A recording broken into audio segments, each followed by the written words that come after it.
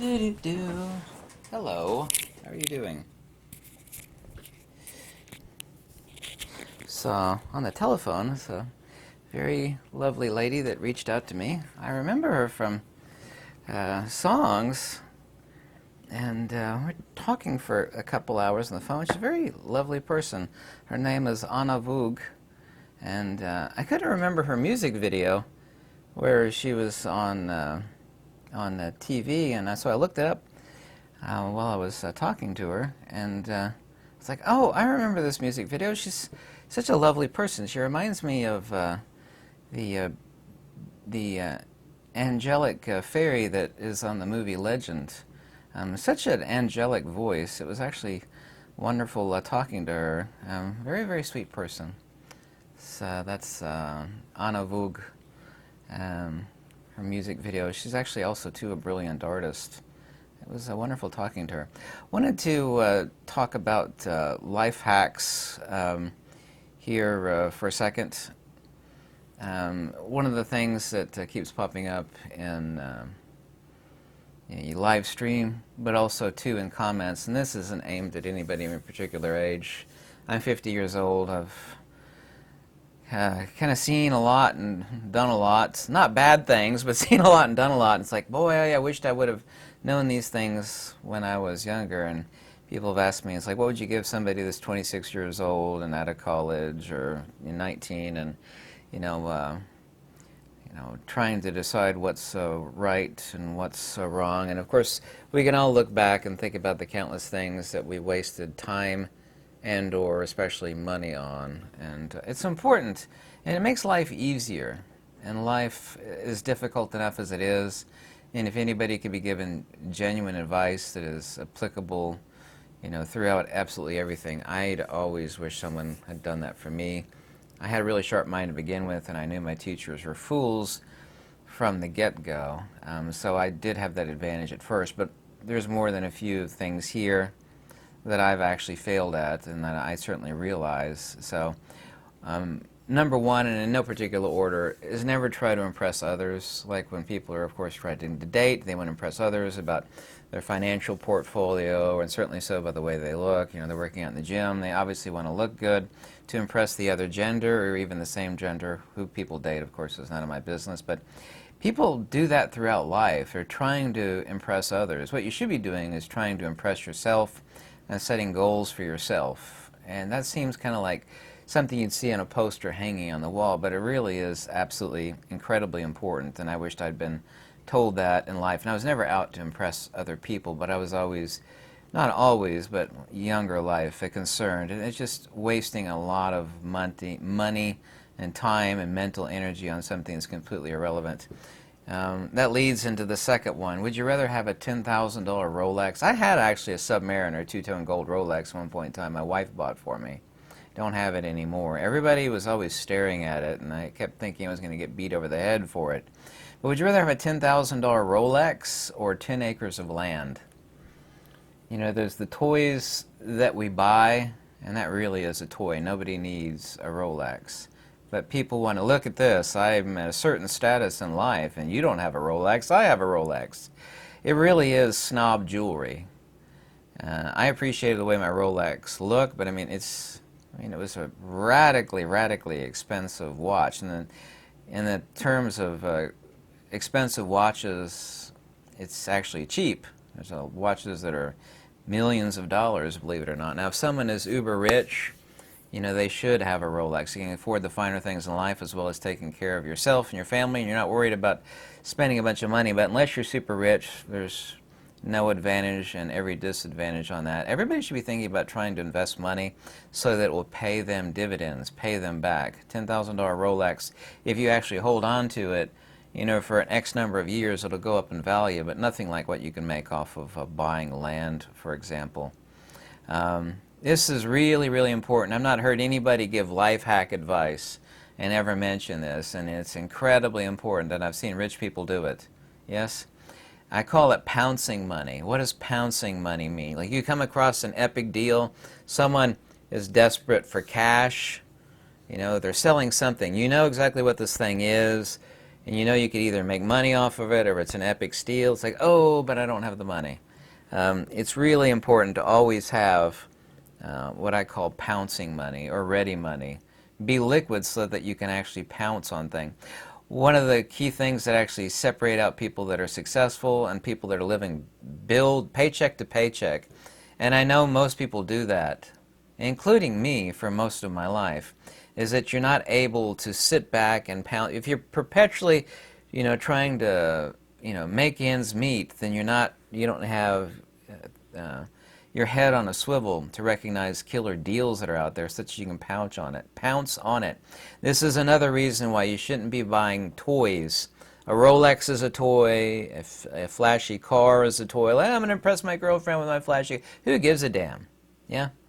Press the millionaires that I know, and I know more than a few, they literally buy clothing at Walmart. These people pounce on like big pieces of land, big ticket items that are a deal and a half. They pounce on the big stuff, and that is one of the reasons why they're rich and continue to get richer. Greed always leads to bad choices. It really does. And I don't mean the fundamental desire to make money so you could pay for the bills in your life and your family and whatnot. I mean greed. It leads people to make bad choices. 99 times out of 100 it definitely does. Desperation leads to even worse choices. Well, the market's continuing to go up and it's going to continue. It's like, no, the bubble's about to pop. People get desperate and they make bad choices based on ignorance. You need to realize and not look, well, I don't care how good your teacher is not. These people that can't teach, your teachers are wrong and 99% of them are fools. I don't care how good your teacher is, they're wrong most of the time and 99% of them are fools. You need to do what you need to do in life, but I'm sorry, but you should not be looking up to your teacher, no matter how good a teacher they are or are not. It's just a mistake. You should not be taking life lessons or life advice from these people at all. They're in the system and all they're doing is they're working for a union and they're working for their tenure and they're working to retire. They really don't give a darn about you. I know there are teachers out there that do care. They're few and far between. But even if they do care, these are not people that are going to lead you to success in life. One thing everybody should be taught is learn to work smarter and not to work harder. Hard work is admirable and hard work is noble.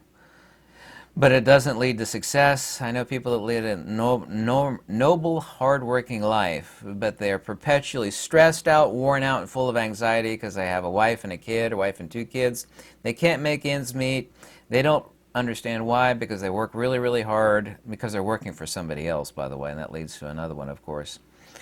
People, here's a huge one. This is one where I screwed up, okay? I failed at this entirely. People are kind of like cheese. You remember the cheese that's in the back of your refrigerator, it's got mold growing on it? It's not like a fine wine. People are not like wine at all. People are like cheese. The older they get, the more useless they become as a life partner. I hate to say that. Some would be like, oh, people find their love of their life later in years. Yes, they do.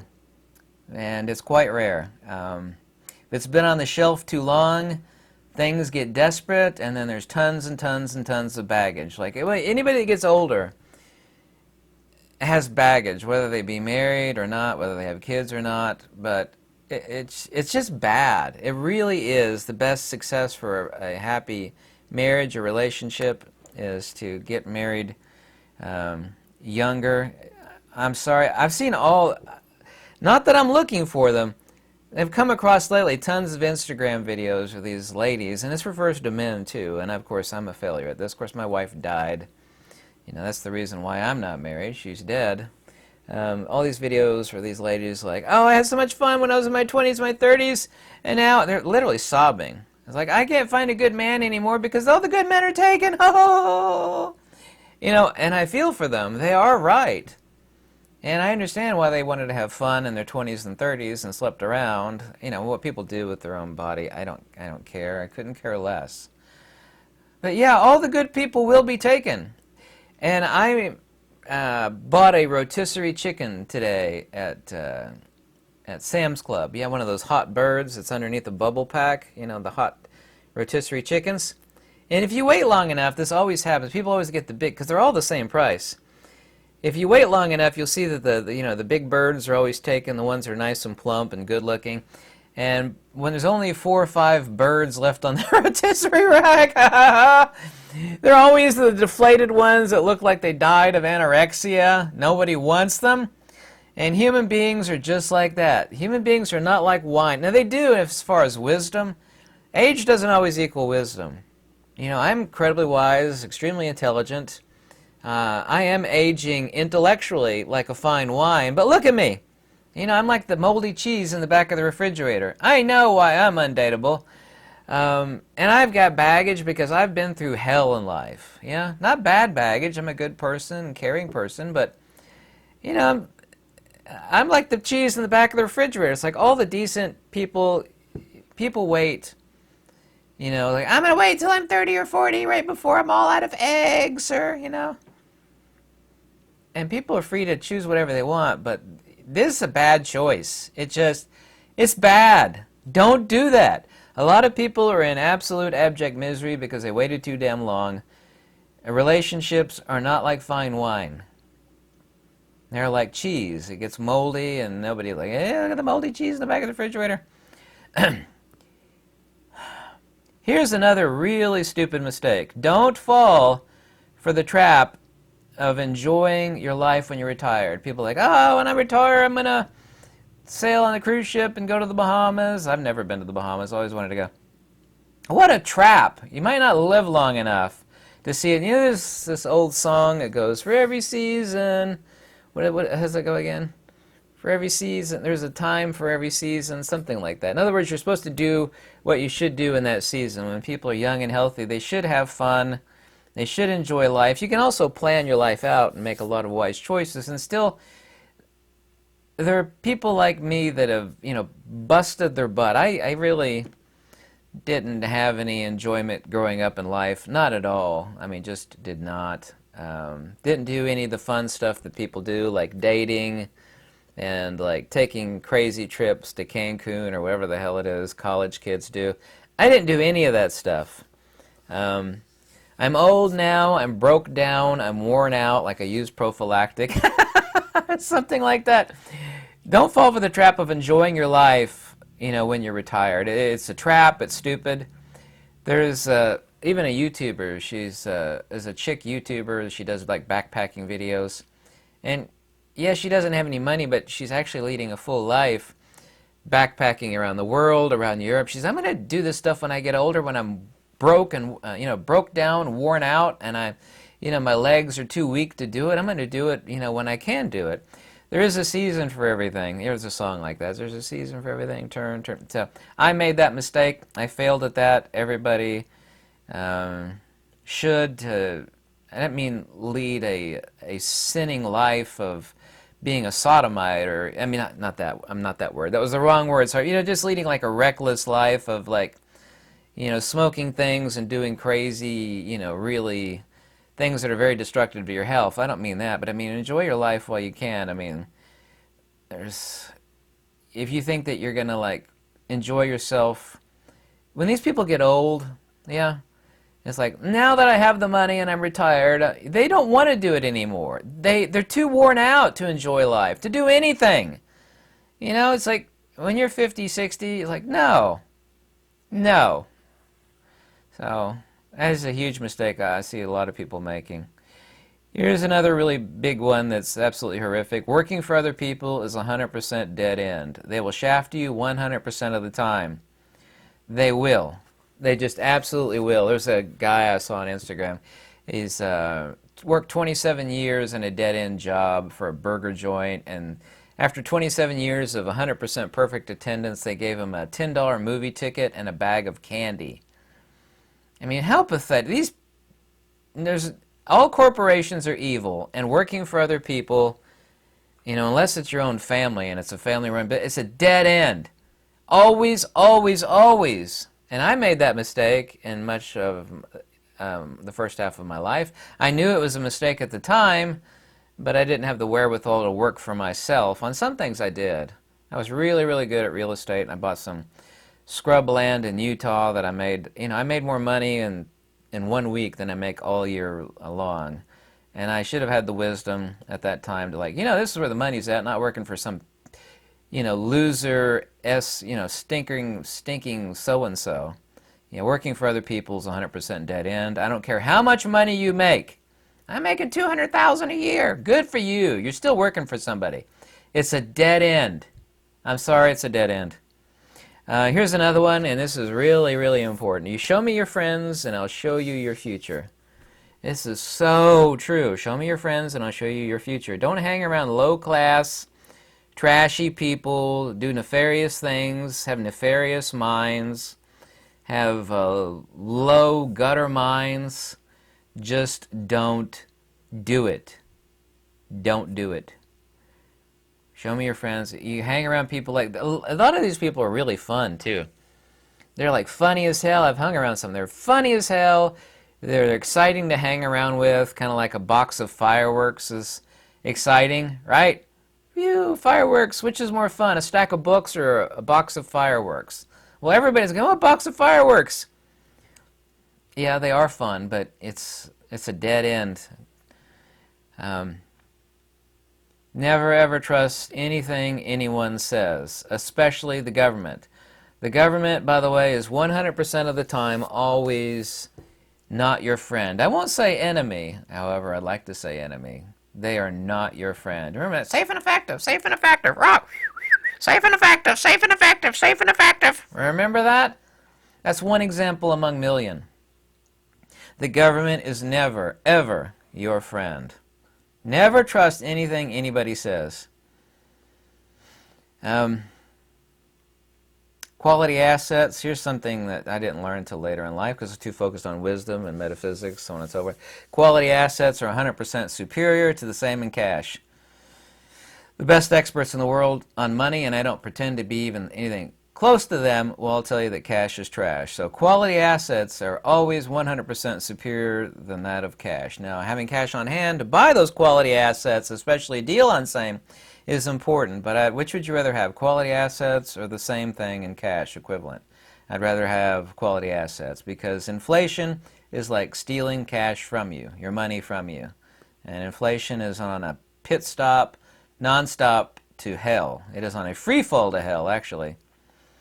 Diversify your life exactly the same way you diversify your asset portfolio. If you have all your eggs in one basket, you are making the biggest mistake of your life. That applies not only to your money, but also to your skills, what you know and what you can do. You diversify your life, same way you should diversify your portfolio.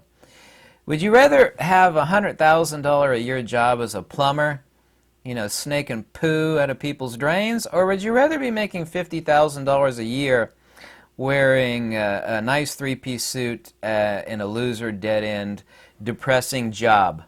Here's a question, it's a personal question. Would you rather make $100,000 a year plumbing poo? Or plumbers make a lot of money, by the way. Not as an apprentice, but as a real full-fledged plumber. Or would you make $50,000 a year as a loser in a three-piece suit? That's a trick question. That's not a trick question. I see what your answer is. Schools are the enemy of real education and learning. 100% of the time, infallibly so, schools are the enemy of a happier life. I should have mentioned that also too, but I am now. Happier life, real education, and genuine learning. Please God, if you don't do anything else, learn that everybody has a motive and an agenda. They do. There are about that many people on this earth that don't have like a nefarious motive or an agenda on you or on the world by and large. About that many people. I pray that I am one in most instances, and I definitely am, whether you believe that or not, I don't care, but please realize that everybody has a motive and agenda. Always figure out what it is. Like, what's your angle, bro? Yeah, what's your angle? Yeah, what's your agenda? Learn something really important that apparently nobody else learns, really they don't, is that an open mind is far, far worse than a closed one. Kind of like a house, right? Which is worse, a house that is impenetrable or a house with all the doors and windows open? Because if the doors and windows are open, they're going to rob you, just like your mind. The best thing is neither one of those, but a gatekeeper at the door to your mind. Yeah, I love it when I see these posts like, hey, parachute, mine's like a parachute. It only works when it's open. As a skydiver, I will tell you this. Parachutes are half open and half closed. The front in a ram aerosol design, they're open in the front, and in the back, they're sewn shut. I've owned many parachutes. I've done a lot of skydiving. Yeah. So stop saying mines are like parachutes. If a parachute were totally open, you'd be dead. So an open mind is the worst thing that you could have. A closed mind is much better, but also too bad. The best one is have a gatekeeper at the mind that lets the good stuff in. It keeps the trash and the garbage out. Don't buy toys. This harkens back to the Rolex. The best thing that you can buy are those things that pay you back and or grow in value. Land, wisdom, and wise friends. Those are my top three. Tell me what your top three are. Land, wisdom, and wise friends.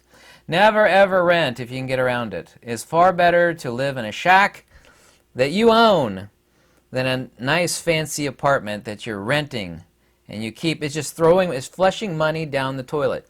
Renting is no different than flushing your money right down the toilet. If you can, never ever ever rent. It's like, well, it's a nice apartment. It's got great parking and a jacuzzi. Who cares? You're throwing your money in the toilet. Never, ever, ever rent. Yeah, but I'm broke. I can't afford it. Yes, you can. You can afford a shack on the outskirts of town. At least it's yours. Like, you see this shack? It's like, yeah, your house is a dump. Yeah, but you know what's different between my shack and your fancy apartment? Mine's paid for! Your apartment's never going to be paid for. Sucker. Never. Never, ever. Never rent. Most things can be bought cheaper with cash. If you don't realize this, then you have been asleep and your head has been in the sand. Most things can be bought cheaper with cash. Like, yeah, but what if I pay cash? Well, I just got how much? I got a $300 discount on my wood-burning stove that I installed because I paid cash. Most things can be bought with cash. Cheaper. Guess why? I'll let you guess why. If you can't figure that one out, then you got another issue too. Teachers are broke fools, 99 times out of 100. Teachers. Hang around and learn from the rich and the wise and the best. Teachers technically are not teachers, nor are they good teachers. Okay? Teachers are broke and foolish 99% of the time. Sorry if you're a teacher and you heard that and I offended you, but I will not apologize for telling the truth. No matter how much it offends you. Well, you offended me. My mother was a teacher and she's a really good one. Good compared to what? Good compared to what? Oh, my favorite, as I was friends with this guy in Atlanta, his wife was the head of child development or something like that at Emory University. Like, everything about children.